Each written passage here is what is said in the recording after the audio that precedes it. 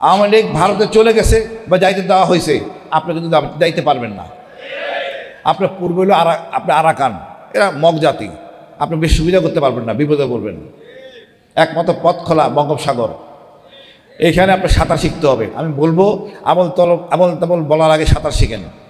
কতটুকু সাঁতরাতে পারবেন আপনি ভালো জানেন, এই জনগণ আপনাদের দায়িত্ব দেবে না। সর্বোপরি বলবো এক কথা, আবু সাইদ এদেরকে আমি ধারণ করতে হবে। এরা আমাদের গর্বের, এরা আমাদের এমন একটা দর্শন দিছে, এটা নিয়ে আমাদের রিসার্চ করার অনেক সময় আছে। এই বিপ্লবটাকে যদি এখন গবেষণা না করেন, আমরা কাঙ্ক্ষিত লক্ষ্যে পৌঁছবো না। পুস্তকে থাকবে, মাদ্রাসা সিলেবাসে বিপ্লব থাকতে হবে। সরকারকে বলবো, আপনি কৃপণ হয়েন না, আবু সাইদ মুক্তিদের বীরশ্রেষ্ঠ খেতাবে সম্মানিত করেন। এই জাতি ধারণ করবে। আপনি জনগণের কাতারে আসেন, জনগণকে ভালোবাসেন, শর্টকাট করতে যাবেন না, আপনার বিপদ হবে। আমি মনে করি ভারতপ্রেম ভুলে সোজা কোমর হয়ে দাঁড়ান, সেই পথে আমরা হাঁটছি, আমাদের প্রধানমন্ত্রী হাঁটছেন, আমি খুব সাধুবাদ জানাই। আশেপাশে উচ্ছিষ্টদের বের করে দেন। এটা কতটা গাদ্দারি হইতে পারে, আমরা আবু সাইদকে এখনো সম্মানিত করতে পারি নাই, অসীমকে সম্মানিত করতে পারি নাই, মুগ্ধকে সম্মানিত করতে পারি নাই। এদের রক্তের উপর দিয়ে আজকে এই সরকার। আবার এদের গুণগানও গাচ্ছেন কিছু সুশীল। আমি জানি না ওনারা এই বিপ্লবের শক্তিটা ধারণ করতে পারেন নাই, তাই এক একজন এক এক কথা এক একবার বলেন। সিলেমে থেকে বলেন উনি সব পরিচালনা করছেন, আরেকজন বলেন আমেরিকার রাষ্ট্রদূত উনি নাকি পরিচালনা করছেন। আমি নিজ চোখে দেখছি এটা সব ছাত্রদের, আর মূল পরিকল্পনাকারী ছিলেন মহান আল্লাহ তাআলা। এটা একটা বিশাল বিজয়, পৃথিবীর ইতিহাসে মানে বিরল। অস্ত্র ছাড়া বিজয়, অস্ত্র ছাড়া বিজয়, হেলিকপ্টারের বিরুদ্ধে, ট্যাঙ্কের বিরুদ্ধে, স্নাইপার রাইফেলের বিরুদ্ধে। আমরা পরীক্ষা দিয়ে সাহসী জাতিতে উপতীর্ণ হয়েছি। এটা যেমন ভারত চায় না, আমাদের সুশীলরাও চায় না। আমাদের দীর্ঘদিন স্বাধীনতার পরের থেকে আমাকে বোঝানো হয়েছে ভারত বিশাল শক্তি, কিন্তু আমরা তা প্রমাণ করছি আমরা আসলে শক্তিশালী জাতি। আমি জানি না বিএনপির সমস্যাটা কোথায়।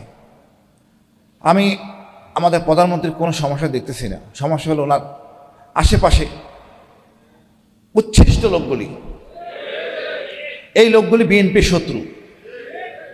আজকে জামাত ইসলামী, বিএনপি দুটাই মজলুম। কোনো রকম বাধা ছাড়া আমরা উন্নতির চরম শিখরে যেতে পারি। কিন্তু দেখেন এই লোকগুলি ব্যাংক নিয়ে কি আবল তাবল কাজ করছে। এরা ছিল ঋণ খেলাপি, বানাইছে ঋণগ্রস্ত, মানে জাকাতের টাকা তারা দেন, ঋণগ্রস্তকে তো জাকাতের টাকা দেওয়ার একটা ফয়সালা আছে, সেটা এইটাও খাবে। লজ্জা লাগে না, কার টাকা খাচ্ছে? সাধারণ জনগণের টাকা। ৭১ বলেন, এই ২৪ বলেন, আমজনতা আমরা সবাই মাঠে ছিলাম, আর উপভোগ করতেছেন এই উচ্ছিষ্ট লোকগুলি, যারা কোনো অবদান আছে বলে মনে করি না। আমার আস্থা তারেক জিয়ার প্রতি। উনি একটা গর্বিত পিতার সন্তান, গর্বিত মায়ের সন্তান। ওনার স্ত্রী একজন গর্বিত সেনা নৌবাহিনীর প্রধানের সন্তান। আমি ওনাদের কাছে অনেক প্রত্যাশা, ইনশাল্লাহ কাঙ্ক্ষিত লক্ষ্যে পৌঁছবো। বাট উচ্ছিষ্টকে সরান। এটা আবল তাবল বলতেছে এই শিক্ষামন্ত্রী, ওনার ছেলে মেয়ে বিদেশে, কি আবল তাবল বলে আমি জানি না।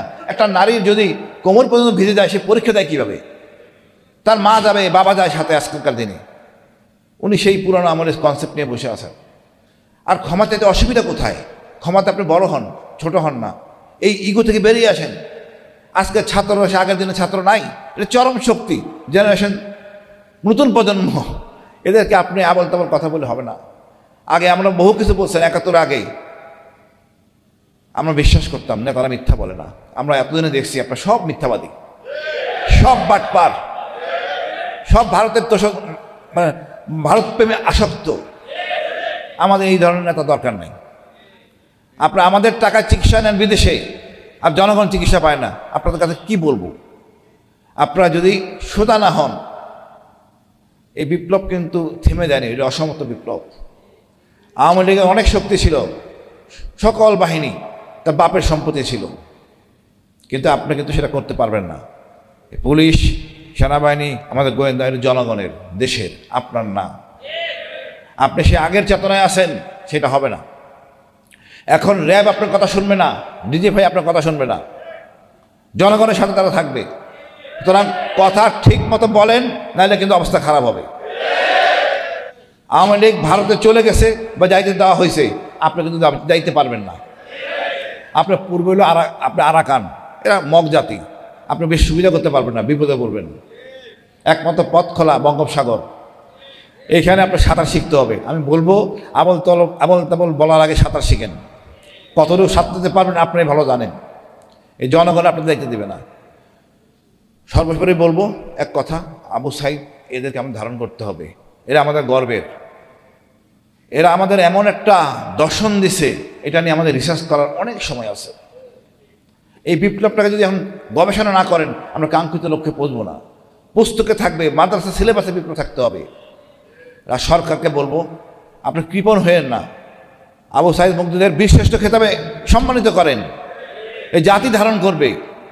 আপনি জনগণের কাতারে আসেন, জনগণকে ভালোবাসেন, শর্টকাট করতে যাবেন না, আপনার বিপদ হবে। আমি মনে করি ভারতপ্রেম ভুলে সোজা কোমর হয়ে দাঁড়ান, সেই পথে আমরা হাঁটছি, আমাদের প্রধানমন্ত্রী হাঁটছেন, আমি খুব সাধুবাদ জানাই। আশেপাশে উচ্ছিষ্টদের বের করে দেন, ন্যায় বিচার প্রতিষ্ঠিত করেন। রাষ্ট্র আমাকে কি দেয়? কিছুই দেয় না। আপনি তো সব কিছু নেন, শুধু বাকি আছে এই অক্সিজেন মহান আল্লাহ তাআলা দিচ্ছেন, এইটার উপর ট্যাক্স বসানো, আর কিছু তো নাই। আপনি আমার কি দেন বলেন তো? আমি কিছু পাই না খুঁজে, কেন আমি ট্যাক্স দিব? পুলিশ তো আপনার। আমি একটা চুরি বা কোনো সুবিধাজনক গেলে পুলিশ এমন ভাব করে মনে হয় মহাবিপদে আমি পড়ছি। পুলিশকে সেবক করার জন্য প্রয়োজনীয় ব্যবস্থা গ্রহণ করেন। এই পুলিশ যারা পুলিশে ঢুকে ভালো ছেলে ছিল, সৎ ছেলে ছিল, পুলিশে ঢুকে এরা সব অসৎ। এরা আপনারা বানান। ঢোকার সময় চাঁদার টাকা নেন, তারপরে তাকে এমন কাজ দেন যাতে সে বাধ্য হয় চুরি চামারি করতে। তা আমাদেরকে আর অসৎ বানাবেন না। আপনারা অসৎ থাকেন, আমাদেরকে ঝামেলা জড়াবেন না। আমরা ন্যায় ইনসাফের মধ্যে থাকতে চাই। আমরা রাষ্ট্রের ক্ষেত্রে একটাই চাই, ইনসাফ আর ভারতের আধিপত্যমুক্ত বাংলাদেশ। আমাদের যা আছে তা নিয়ে চলবো। সেনাবাহিনীকে শক্তিশালী করব, সমাজ জন্য সামরিক প্রশিক্ষণ বাধ্যতামূলক। রাজনীতিবিদরা অনেক কিছু জানেন না, কোনো একাডেমি নাই। আমাদের অনেক পড়াশোনা আছে, সবার আছে, একমাত্র রাজনীতিবিদদের নাই। জনগণের ভোট নিয়ে সরাসরি সংসদে চলে যায়, কি বলে ওনারা নিজেরা বোঝেন না। আপনার দেশপ্রেম সৃষ্টি করতে হবে, আপনার অর্থনীতি বুঝতে হবে, জিও পলিটিক্স বুঝতে হবে। কোনো একাডেমি নাই, এটা একমাত্র বাংলাদেশ। প্লিজ আপনার রাজনীতিবিদদের একটা শিক্ষার আয়তে আনেন। আপনাদের অশেষ ধন্যবাদ। আসসালামু আলাইকুম।